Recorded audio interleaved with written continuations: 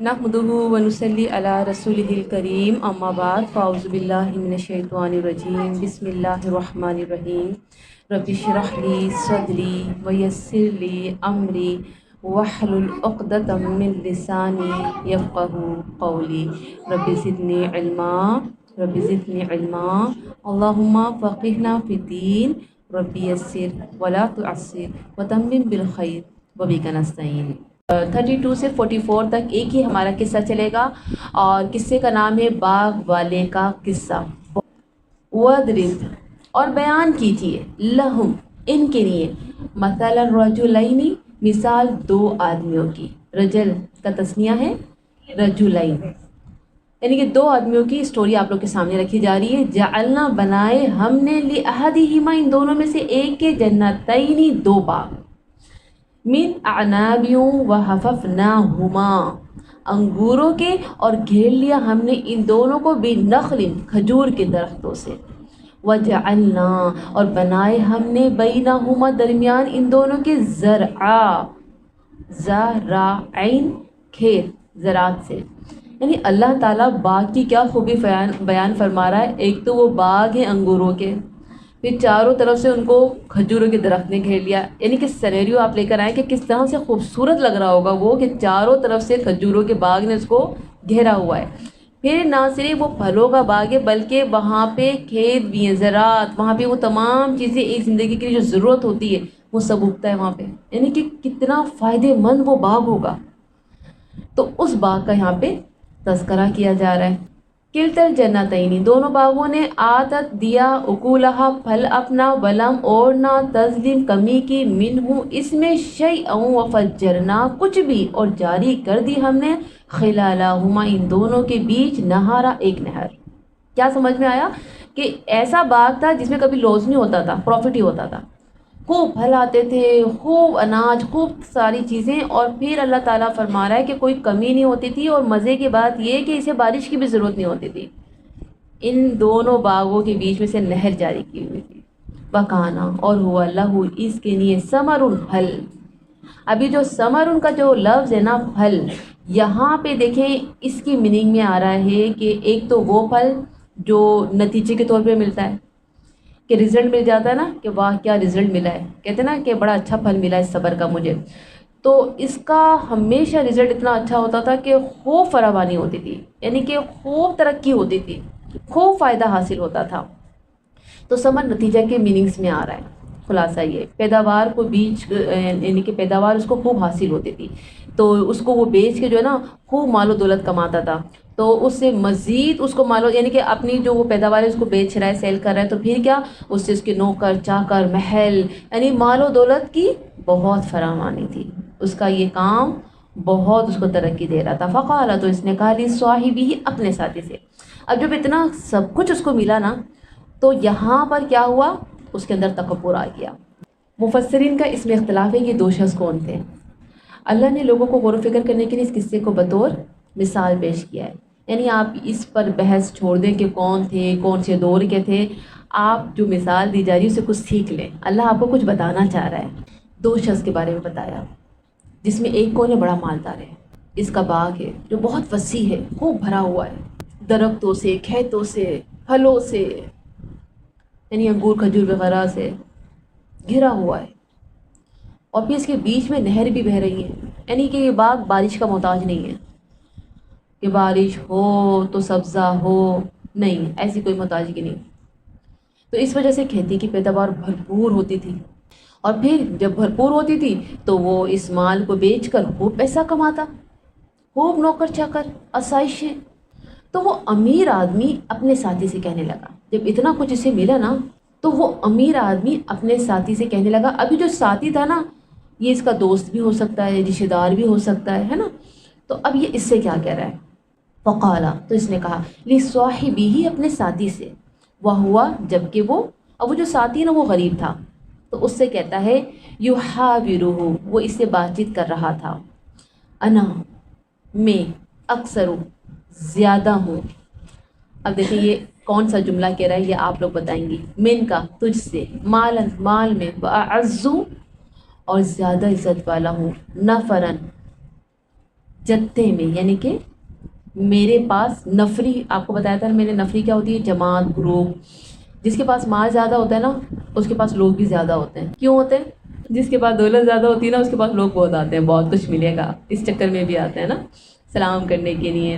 تو اس کے پاس کیا تھا؟ اولاد، کنبہ، ریلیشنس بہت زیادہ، بہت لوگوں کی نفری، بہت زیادہ اس کے پاس لوگ تھے، دوست بہت تھے، کیونکہ ایسے لوگوں کے دوست بہت زیادہ ہوتے ہیں. تو اس نے کہا اپنے دوست سے، میں دیکھو کتنا اچھا ہوں، تم سے زیادہ ہے سب کچھ میرے پاس. یہ کون سا جملہ تھا؟ کس نے کہا تھا کہ میں بہتر ہوں؟ ہاں، یہ شیطان کا جملہ ہے نا، تکبر کا جملہ ہے نا یہ.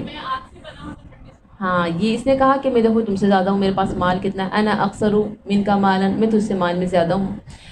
اکثر دولت مندوں کا یہی حال ہوتا ہے، کسی نہ اپنی گفتگو میں اپنے مال کو ڈسکس کرتے ہیں، اپنے مال کی کثرت کا اظہار کرنا.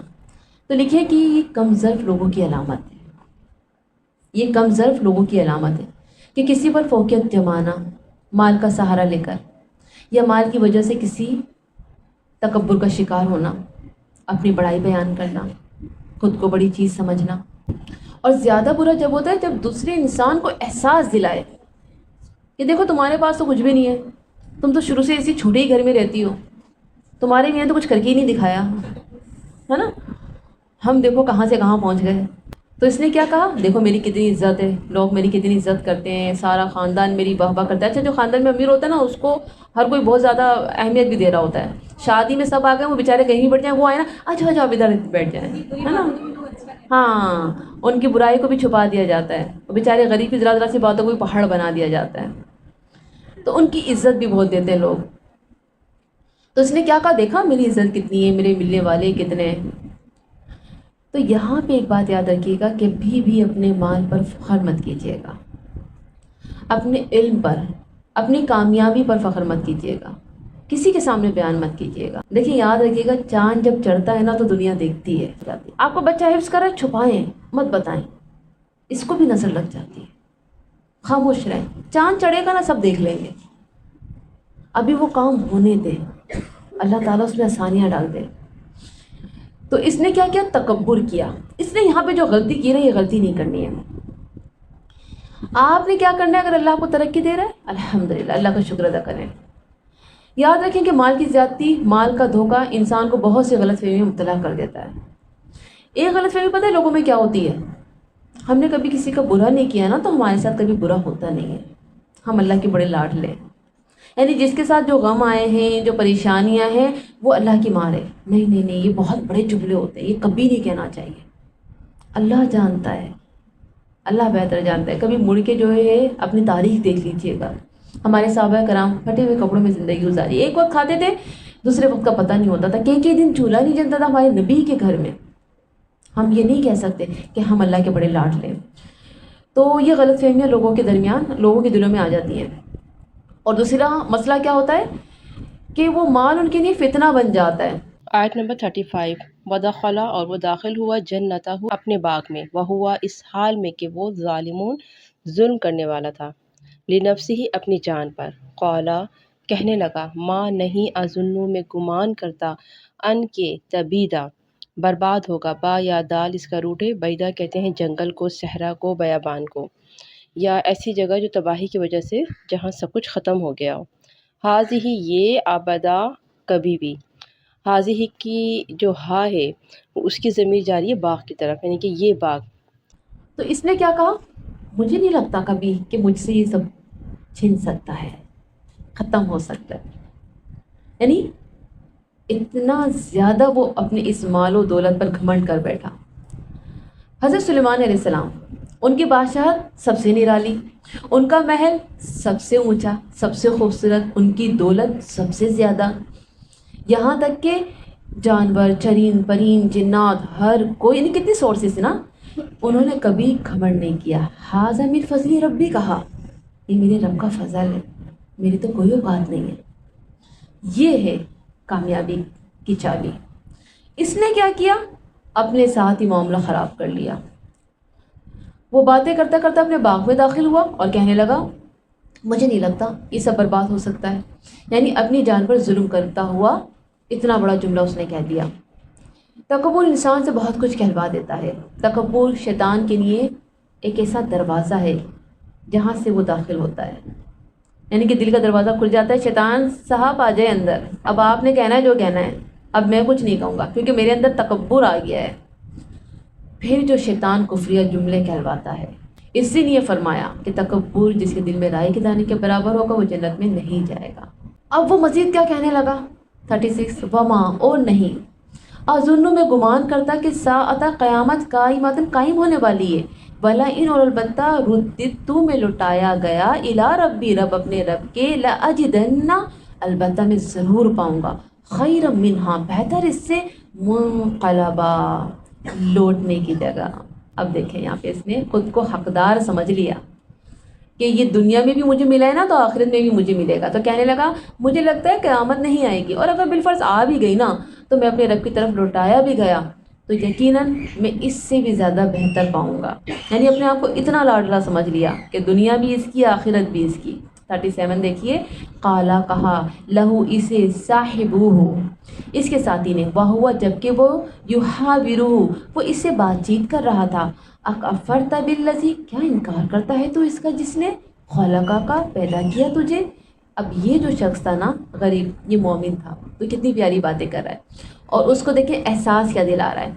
خلقہ کا پیدا کیا تجھے، من تراب مٹی سے، یعنی آدم، حضرت آدم کی طرف اشارہ ہے کہ ان کو جسے مٹی سے بنایا، ثم پھر من نطفۃ نطفے سے، یعنی ان کی اولاد کو نطفے سے پیدا کیا، یعنی کہ تجھے، ثم پھر سواکا درست بنایا تجھے، رجلا ایک مرد. سواکا یعنی کہ برابر، ہموار کرنا اس کی میننگس میں آتا ہے. یعنی اب اس شخص نے اس کی اوقات بتائی کہ بھائی تو ہے کیا چیز، تجھے بنایا اللہ نے مٹی سے، نطفے سے تجھے پیدا کیا، اور تو اپنے معبود کا انکار کر رہا ہے جس نے تجھے یہ سب دیا، اسی کا انکار کر رہا ہے. یعنی کہ واضح تبلیغ کے انداز میں وہ سمجھا رہا ہے. ابو البشر حضرت آدم چونکہ مٹی سے بنائے گئے تھے، اس لیے انسانوں کی اصل مٹی ہی ہے. ناشکر انسان کو اس کی اصل یاد دلا کر اسے اس کے خالق اور رب کی طرف متوجہ کرنا چاہا کہ تو اپنی حقیقت پر غور کر، اپنے اصل پر غور کر. اب دیکھیں 38، لیکن هو اللہ، وہ اللہ، ربی میرا رب ہے. یہ ہائی لائٹ کیجیے گا، هو اللہ ربی ولا اشرک بربی احدا. کتنی پیاری بات ہے، وہ اللہ میرا رب ہے اور نہیں میں شریک ٹھہراتا ساتھ اپنے رب کے کسی ایک کو. یہ جو کلمہ ہے نا یہ انسان کو کبھی بہکنے نہیں دیتا. اگر وہ اخلاص کے ساتھ کہتا ہے، اگر وہ اس پر عمل کرتا ہے، زندگی کے ہر معاملے میں وہ ایک اللہ کو سب سے پہلے رکھتا ہے کہ میرے رب کا کیا حکم ہے، میرے رب کا فیصلہ کیا ہے، پھر وہ کبھی نہیں بہک سکتا. یہ جملے ہمیں یاد کرنے ہیں، اپنے بچوں کو یاد کرانے. تو اس نے کیا کہا، میں تیری طرح کی بات نہیں کروں گا، بلکہ میں تو اللہ کی ربوبیت اور اس کی وحدانیت کا اقرار اور اعتراف کرتا ہوں. یعنی کہ اس نے یہ بات کہی. 39 دیکھیں، ولولا اور کیوں نہ، اس جب دخلتا داخل ہوا تو جنت کا اپنے باغ میں، قلتا کہا تو نے، ما شاء اللہ جو چاہا اللہ نے، لا قوت الا باللہ نہیں کوئی قوت مگر اللہ کی توفیق سے. اس کو ہائی لائٹ کریں، یہ وہ تحفہ ہے، یہ اللہ کی طرف سے میرے کو اور آپ کو اللہ نے ایک بہت قیمتی چیز دی ہے. ما شاء اللہ لا قوت الا باللہ. جب بھی آپ کو اللہ کی کسی نعمت پہ پیار آ جائے جو اللہ نے آپ کو دی، چاہے وہ آپ کی اولاد ہے، آپ کے گھر میں آنے والی کوئی چیز ہے، آپ کہہ دیں ما شاء اللہ لا قوت الا باللہ. اس سے کیا ہوگا، شکر ادا ہوگا سب سے پہلے، اور وہ نعمت محفوظ ہو جائے گی. میں اور آپ نہیں چاہتے ہمارے بچے محفوظ ہو جائیں. میں اور آپ نہیں چاہتے کہ جو میرے اور آپ کے پاس نعمتیں اللہ کی دی ہوئی ہیں وہ کبھی ہم سے چھینے نہ. ایسے ہی ہے نا، ہم چاہتے ہیں کہ یہ محفوظ ہو جائیں. تو بس یہ جملہ کہا کریں اور بار بار کہا کریں، ما شاء اللہ لا قوت الا باللہ. تو یہ نعمتیں انشاءاللہ محفوظ ہو جائیں گی. انشاءاللہ اللہ تعالیٰ آپ سے نہیں چھینے گا آپ کے بچوں کو، آپ کے مال کو، آپ کی دولت کو، انشاءاللہ. ان دورانی اگر تو دیکھتا ہے مجھے انا کے میں اقلا کمتر ہوں، من کا تجھ سے مالا مال میں، بولدا اور اولاد میں. یعنی کہ پھر وہی شخص دوبارہ اسے سمجھا رہا ہے، اللہ کی نعمتوں کا شکر ادا کرنے کا طریقہ بتا رہا ہے کہ باغ میں داخل ہوتے وقت سرکشی اور غرور کا مظاہرہ کرنے کے بجائے یہ کہنا تھا تمہیں ماشاء اللہ لا قوت الا باللہ، یعنی جو کچھ ہوتا ہے اللہ کی مشیت سے ہوتا ہے، وہ چاہے تو باقی رکھے، وہ چاہے تو فنا کر دے۔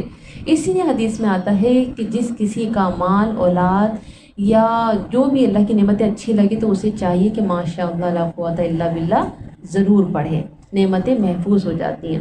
اور خوشی کے موقع پر خاص طور پر اس کو پڑھنا چاہیے اور یاد رکھنا چاہیے کہ یہ جملے آپ اپنی زبان سے لازمی ادا کریں کہ جو کچھ میرے کو ملا یہ اللہ کی قوت تھی، اس میں میرا کوئی کمال نہیں تھا۔ تو کیا کہا کہ تو مجھے اگر مال و اولاد میں کمتر دیکھ رہا ہے تو یہ بھی اللہ کا فیصلہ ہے۔ اب آیت نمبر 40 دیکھیے، فَأَسَّى، تو امید ہے، ربی میرا رب، ان یؤتینی، میرا رب کہ وہ دے دے مجھے خیرا من جناتی کا بہتر تیرے باغ سے، وَيُرْسِلَ، اور وہ بھیجے علیہ اس پر حسبانا من السماء، کوئی عذاب آسمان سے۔ حسبانم جو ہے نا یہاں پہ حساب کی میننگس میں، یعنی حساب کے مطابق جیسا کرو گے ویسا بھرو گے، حساب برابر برابر کر دیا جائے گا۔ اور اس کا دوسرا ترجمہ کیا گیا ہے بجلی، یعنی کہ آسمان سے کوئی ایسی بجلی آئے جو تیرے اس باغ کو ختم کر دے، من السماء، آسمان سے، فتصبحا، تو وہ ہو جائے، یعنی کہ باغ صعیدا، صعود میں نے بتایا تھا نا، صاد عین دال، میدان، زلا کا صاف چٹیل، زا لام قاف، اس کا روٹ ہے زلا کا، یعنی کہ پسلنا، چکنا، ایسا سخت پتھر کہ جس پہ کوئی چیز نہ ٹھہر سکے۔ اور اس کی دوسری میننگ کی گئی ہے ایسا دلدل جس پر کوئی چیز نہ ٹھہر سکے۔ بہت ممکن ہے کہ میرا رب مجھے تیرے اس باغ سے بھی بہترین دے دے۔ یعنی اگر آج تو خود کو بڑی چیز سمجھتے ہو، اکڑتے ہو، اتراتے ہو، تو یہ بھی ممکن ہے کہ اس دنیا اور آخرت میں اللہ مجھے تجھ سے بہتر مال دے دے اور تمہاری ناشکری کے مطابق تمہیں اللہ سزا دے دے اور تمہارے اس باغ پر کوئی عذاب آسمان سے آ جائے اور یہ باغ چٹیل میدان میں تبدیل ہو جائے، یعنی کہ سخت پتھریلی جو ہے میدان میں۔ تو اللہ حساب برابر کر دیتا ہے، یعنی تمہارے عملوں کرتوتوں کے نتیجے میں آسمانی عذاب کے ذریعے وہ محاسبہ کر لے گا۔ اور یہ جگہ جہاں اس وقت سرسبز و شاداب اور باغ ہے وہ چٹیل اور چکنا میدان میں تبدیل ہو جائے گا۔ تو یہاں پر اس آدمی نے یہ بات کہی۔ اب دیکھیں آیت نمبر 41 میں کیا بات ہو رہی ہے، او یا یصبحا، وہ ہو جائے، ماؤہا، پانی اس کا، غورن، گہرا، فلن، تو ہرگز نہیں، تستطیع، تو استطاعت رکھو گے، لہو، اسے، طلبا، تلاش کرنے کی، غورن، غین واو را سے، غور کہتے ہیں زمین کے اندر پانی کا گھسنا، یا درمیان میں جو نہر ہے جو باغ کی شادابی اور زرخیزی کا باعث ہے، اس کے پانی کو اتنا گہرا کر دے کہ اس سے پانی کا حصول ہی ناممکن ہو، یعنی کہ پانی کو حاصل کرنا ناممکن ہو جائے۔ جہاں پانی گہرائی میں چلا جائے تو پھر وہاں بڑے بڑے ہارس پاور کی موٹریں اور مشینیں بھی پانی کو اوپر لانے میں ناکام ہو جاتی ہیں۔ تو یعنی کہ اللہ تعالیٰ اس زمین پر، اس باغ پر ایسی آفت لے آئے کہ یہ زمین کسی کام ہی کی نہ رہے، نہ اس پہ کچھ ٹھہر سکے، یعنی کہ یہ دلدل بن جائے یا پھر یہ پتھر بن جائے اور تم زمین کو لانا چاہو اور زمین بھی حاصل نہ کر پاؤ، طلبا، اس کا مطلب وَأُحِيطَ، اور گھیر لیا گیا، بِثَمَرِهِ، پھل اس کا، فَأَصْبَحَ، تو اس نے صبح کی، يُقَلِّبُ، وہ ملتا تھا، يُقَلِّبُ قلب سے الٹ پلٹ ہونا، کسی چیز کے لیے پریشان ہونا، کَفَّيْهِ، کافا یا، یعنی کہ اپنی ہتھیلیوں کو، کف کہتے ہیں ہتھیلی کو، کفین، دو ہتھیلیوں کی بات ہو رہی ہے۔ تو کیا فرمایا، کافافا اس کا روٹ ہے، اپنی دونوں ہتھیلیاں، اللہ اس پر، ماں جو، انفقا اس نے خرچ کیا تھا، یعنی کہ جو انویسٹمنٹ کی تھی، فیہا اس میں، واہیا اور وہ باغ، خاویاتن گرا پڑا تھا، اب اس کو سزا مل رہی ہے، اللہ عروشیہا اپنی چھتوں پر، عروشیہا عرش سے ہے، عرش چھت کو کہتے ہیں، یعنی جو بیلوں سے بنی ہوئی انگور کی ایک چھت بن گئی تھی وہ سب گر گیا، وَيَقُولُ، اور وہ کہہ رہا تھا، یا لیتنی، ہائے کاش، لمنا اشریک میں شریک کرتا، بھی ربی ساتھ اپنے رب کے، احدا کسی ایک کو، یعنی کہ پھر آفت آئی اور سارا باغ، ساری دولت کو اللہ تعالیٰ کے عذاب نے گھیر لیا اور کیا ہوا، سب تباہ و برباد ہو گیا۔ باغ کی تعمیر و اصلاح اور کاشتکاری کے اخراجات پر جو اس نے پیسہ لگایا تھا وہ سب ختم ہو گیا، ساری فصلیں تباہ و برباد ہو گئیں، اور جو چھتیں اور چھپروں کی شکل میں جو ایک مضبوط چھت تیار ہو گئی تھی وہ سب گر گئی۔ اب اسے احساس ہوا تو خود کو اس نے کیا کہا کہ ہائے کاش کہ میں اللہ کے ساتھ کسی کو شریک نہ ٹھہراتا، اپنے آپ کو بڑی چیز نہ سمجھتا، اس سے تو بڑا میرا نقصان ہو گیا۔ تو اب یہ کیا کر رہا ہے، حسرت کر رہا ہے، افسوس کر رہا ہے، ندامت ہو رہی ہے اس کو۔ वलम और ना तकुल्लहु थे इसके लिए फ़िअतुन जमात के लोग यंसुरुनहु जो मदद करते इसकी मिन दूनिल्लाह सिवाय अल्लाह के वमा और ना काना था वो मुंतसीरा। नून स्वाद रा इसका रूट है बदला लेने वाला, इंतज़ार से यानी जुल्म से बचना और बदला लेना। 43 देखें, इस मुसीबत की घड़ी में इसके साथ कोई ना था, कोई मदद करने वाला ना था, जबकि इसके तो बड़े बड़े दोस्त अहबाब थे, इसकी तो बड़ी जमात थी, इसकी तो लोग बड़ी इज्जत करते थे, बड़ा रौब था। अब क्या हुआ, अब कोई इसका साथी ना था, कोई इसकी मदद करने वाला ना था कि इस अजाब में कोई आके इसकी मदद करता। हुनालिका वहाँ हुनालिकल वलायातु लिल्लाहिल हक़, वहाँ सारा इख्तियार अल्लाह ही के लिए है जो सच्चा है। वलायातु विलायत यानी कि नुसरत, इख्तियारात किसके हैं, अल्लाह रब्बुल आलमीन के।